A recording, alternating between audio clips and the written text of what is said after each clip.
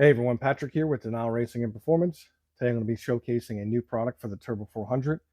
This pertains to the extreme use of the Turbo 400, whether it's drag racing, off-roading, whatever, it doesn't matter. In this circumstance, we're going to be talking about drag racing. Okay. Here we have a basic Turbo 400. You can see here we have our two cooler ports. The bottom one is the out, the top one is the in. And right here we have the modulator circuit where the modulator valve goes. So if you're familiar with drag racing and you have an external trans brake, that's where the solenoid mounts. With the use of the OEM modulator valve itself, that's how all that works with an external trans brake. There also is the internal trans brake that's typically mounted on the valve body. It works obviously internal, external. Okay. If you have an external trans brake, this product is not going to work for you. So what we have here is what I call a mod adapter. Okay, it's right here. This is new. This has never been done before. This is something that a lot of professional builders utilize in a way. And what I mean by that is it's called splitting the circuit. And they do that for a very specific reason. Let's say that this is a transmission built for 3,000 horsepower. Let's say it's a turbo car. And let's say, well, it doesn't have to be, but let's just say it's a turbo car. You're familiar with an external dump valve. Well, on these extreme versions of these transmissions, where you have it's LDR, Pro Mod, and up, and maybe a little bit down, they're utilizing the external dump valves to kind of control the 60-foot. You may be familiar with an external dump valve controlling or helping your turbo car get up on boost, kind of loosens the converter a little bit, bleeds off some of that line pressure, and helps the converter, helps the engine and turbo to kind of get over the threshold of the converter, trying to slow it down. So what we're doing on the extreme versions, okay, again, we're talking 3,000 horsepower plus and lower, but they'll have a dual stage here. Well, what they're doing is they're bleeding off that converter pressure throughout the 60-foot. Typically, it's about 500ths into the run for the first stage and about a second and 200ths into the run for a second stage. Okay, so those two valves are open, that entire 60-foot basically, to help keep the engine RPMs up, keep the turbo spooling, and helps with a little bit of a traction issue if they have one getting out through the 60-foot once they launch and leave the line. Well, if they do that, they're starving the internal circuit that lubricates all the seals, all the bearings, bushings, thrust washers, and the gear train in this transmission, all the vital components inside of this transmission. And how they do that is if you're taking the exhaust here, the out, which is the exhaust of the converter, the fluid coming out of the converter, and they're dumping it off.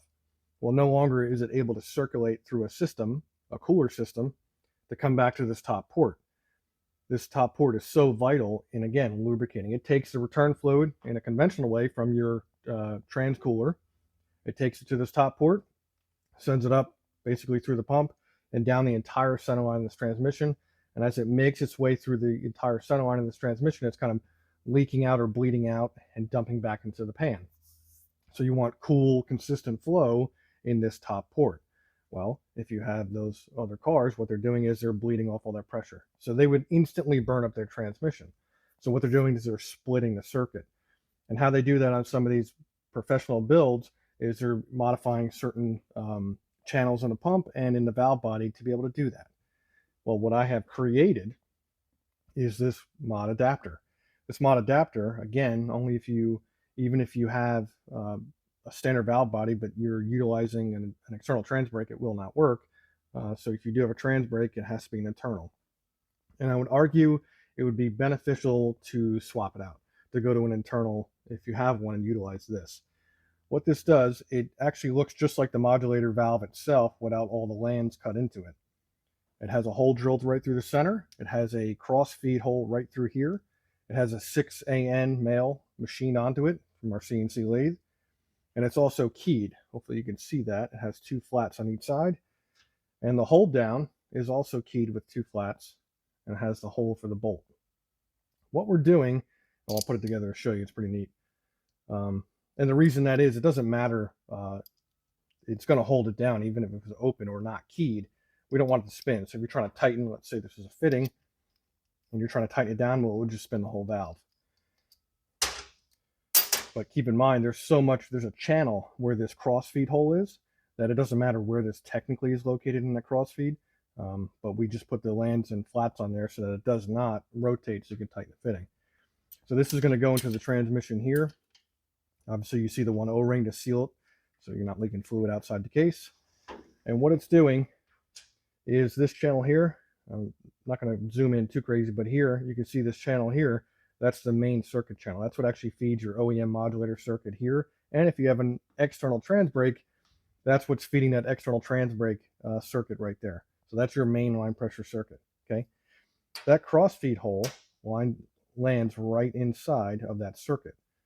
So what we're doing, this is an easy, efficient way to actually split the circuit. And how this could benefit you, even if you're that person with 8, 1200, 1500 horsepower, single turbo, dual, LS, Coyote, whatever you've upgraded to a turbo 400 for reliability, but you're utilizing an external dump valve to be able to help spool the car and be able to help control your 60-foot times.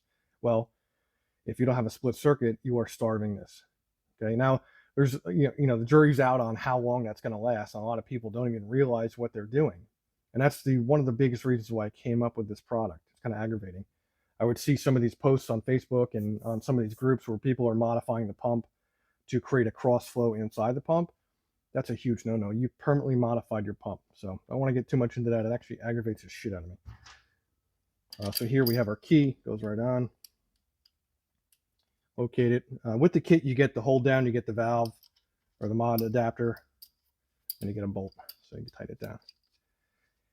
The cool part about this, now, again, we're splitting the circuit, okay? We're not utilizing this. If you've ever seen an internal trans brake transmission, right? Racing, drag racing stuff, and what people do is they take the OEM modulator valve itself and they jam it in there. They don't jam it in there, but they stick it in there, and then you have a billet aluminum plug that goes into this bore, and then you typically reuse a modulator clamp hold down. Okay, so that basically locks the modulator valve in one spot so you don't have too many cross leaks and stuff like that. Also, the cool part is how this is machined. It's very critical tolerance so that we eliminate or reduce the amount of cross leak through the circuits as much as possible. It's a really reliable part. So now we have this installed. What we're doing is we're taking mainline pressure.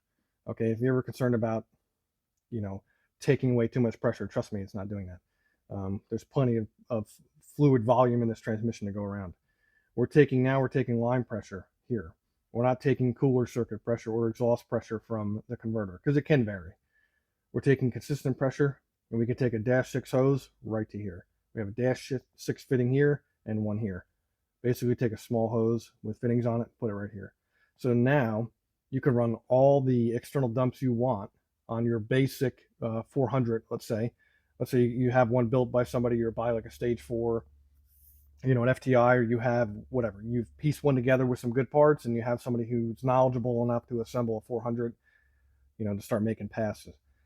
Well, again, you have the external dump here, it's starving your transmission. So we're taking this line to here, okay, and we're now feeding it, making sure we're not going to be burning out this transmission. The worst things I've seen is where it starves the rear case bushing, and eventually that welds itself to the output shaft, and eventually something's going to give. It's going to break. So I would definitely keep an eye out for that.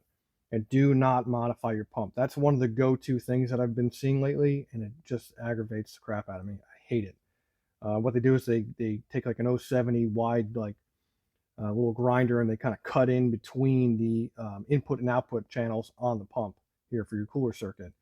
So if you think about that, you're cutting a groove in there. The temperatures can reach as much as 600 degrees conventionally if you're kind of hot lapping a race car, race street car. Well, you're bypassing the cooler circuit permanently by cutting a groove inside the pump in between both these in and out channels of the cooler circuit. Regardless if you have an external dump, doesn't matter. Yes, you are bypassing it, but at least if you didn't have that groove in there and you weren't using your external dump, then it's a normal circuit, because you would have a T in the lower port, the out port here, going to your circuit, coming all the way back to your top port here. And then with the T, you're running off and going to the external dump. So that's kind of creating a hydraulic leak to reduce resistance in this circuit, cooler circuit, to help fluid be ejected faster out of the converter. That's how all that works with an external. Well, again, if you cut that groove inside this pump, then you permanently altered and modified your pump so it can no longer have an efficient cooling circuit. and that's the stupidest thing you could possibly do. No offense to anybody who's done it. If you have, I would highly recommend replacing your pump or the pump half and starting from scratch, because it's a ticking time bomb, in my opinion, at that point. Who knows for how long or what? You might get lucky, or nothing may happen. I highly doubt that. I'm just saying that because there might be people out there like, no, it works just fine. No, it doesn't. It's the worst idea ever. There's companies out there that actually advertise to do that and had to walk it back, and they're a pretty big company. So now we're taking this and we're taking pressure from here to here, right? So we can do whatever we want with dumps. You still have your cooler circuit, you still have your T in the line, so it's still a cooler circuit. And then you still have, again, the T where it's feeding your external dumps. So you still have access and control without any interruption of your external dump to help control spool and also to help control your 60-foot. Because again, people are using it to carry out. Well, if you're utilizing your external dump on your spool and your 60-foot, there was zero fluid going to this top port. Like, not enough to be efficient in keeping all this stuff cool and keeping everything lubricated and keeping it alive. So just keep that in mind. This mod adapter that I've invented, I created here, is definitely the answer for what it's been plaguing a lot of people, or eventually will catch up to people. And again, I've seen this trend. It's starting to grow pretty bad, and it's starting to get out of control with some of these kind of crazy pump modifications and permanently altering the lube circuit, the cooler circuit, and it's driving me nuts. Again, the professionals do it. However, they don't do it this simply. So with I've actually sent this to some of my professional shops, and they're on board. They're ordering some. We have 2 orders going out. We have some promotional products going to some of these other companies so they can try them out. So there are several different options you can utilize with this. You can actually have a hose that comes to here with a T in the middle, and then you could put a transducer there. You could put a manifold block here, so the hose runs into that. If you have a pit cooler, you need to cool that transmission down. It's perfect for that, because now you're able to still send fluid to this top port. And this is a critical thing where you want to send fluid through the whole center line of this transmission. To pit cool, that's the fastest way to do it. So now you have a manifold block with a hydraulic quick release fitting here. You're at the pits, you got your pit cooler on, and it's now circulating fluid pulling from the pan, sending it to this manifold block, sending it to this line here. It could also send it back through here. It's just going to go through the valve body, but it's going to be much faster with less resistance here. So this would ultimately interrupt by hitting the manual valve, which would be in park or neutral, whatever. It's not going to be able to flow any farther past that. So it's all going to go to here. So there's no check valves needed in that circumstance. I'm not offering one. I'm just going to build one for myself. But also inside the manifold block, I can also have a 1/8 inch NPT tapped hole for my transducer. So I have my line coming up. Okay, I have my transducer area location there, and I can also have my hydraulic quick connect for a pit cooler. There's really nice options with this. So now this is a true split circuit. Not a common thing. Not a lot of people have heard or understood what a split circuit is. That's the basis idea for a split circuit. Basically what we're doing is, because again, these LDR cars, these Pro Mods and up, and maybe some down, meaning, you know, not as high in the classes, no time, professional no time stuff. Well, they're utilizing 2 dump valves without a doubt. So, but they're also a split circuit. They have to be, because again, it would literally fry. The first thing that's probably going to go is your bushings, some seals, some Torrington bearings, some thrust washers in the back part of the case, because this is the last. That's the end of the line right here. Okay, at the bottom towards the rear case bushing, that's it. So everything else at the bottom up, it's going to start failing first. So the case bushing, your drive shaft bushing, all that stuff is just getting starved of fluid, and it's going to start failing one by one. Most likely it'll just lock up the ring gear. Typically that's first what happened, the big ring gear in the back, right behind the output shaft. That's going to start getting pretty charred pretty fast, and all your planetaries back there, your reaction carrier, all those things, they're not going to last that long. And especially if you modify the pump, it's going to be sending 600-degree converter temps right in, permanently altering the pump right into that. And it's made even worse when you open the channel. So just keep that in mind. I have this on the website at denialracing.com. Please go ahead and check it out. There's a lot of cool information on there as well. I have it listed up there right now for $150, but it's going to be a transmission saver.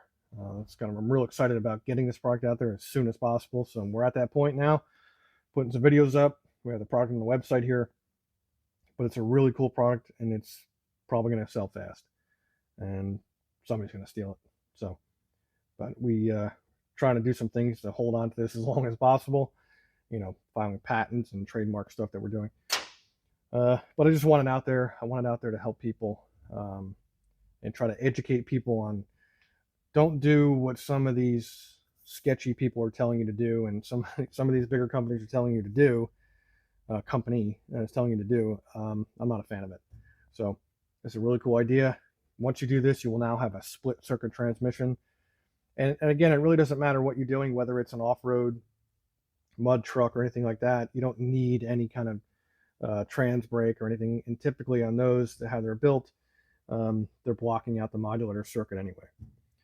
So you can utilize this as a split circuit, and it's a lot easier. Again, the professional people who are building these transmissions, some of the bigger name companies, I'm not going to mention, but there are quite a few shops around, around the country that are doing their own recipes to modifying the pump and the case to be able to create their own internal split circuit to continue to lubricate the center line of this transmission. So, but I just decided to make it easier. And I've talked to 4 of these shops, and they're all excited and on board for this product, and so am I. So thanks for watching the video. If you have any questions, please email us at sales@denialracing.com.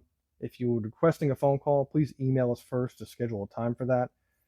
Please, again, visit our website at denialracing.com. We have a lot of great information and products on there. We're going to try to get some shirts and stickers and stuff out there as soon as possible, too. Thanks again.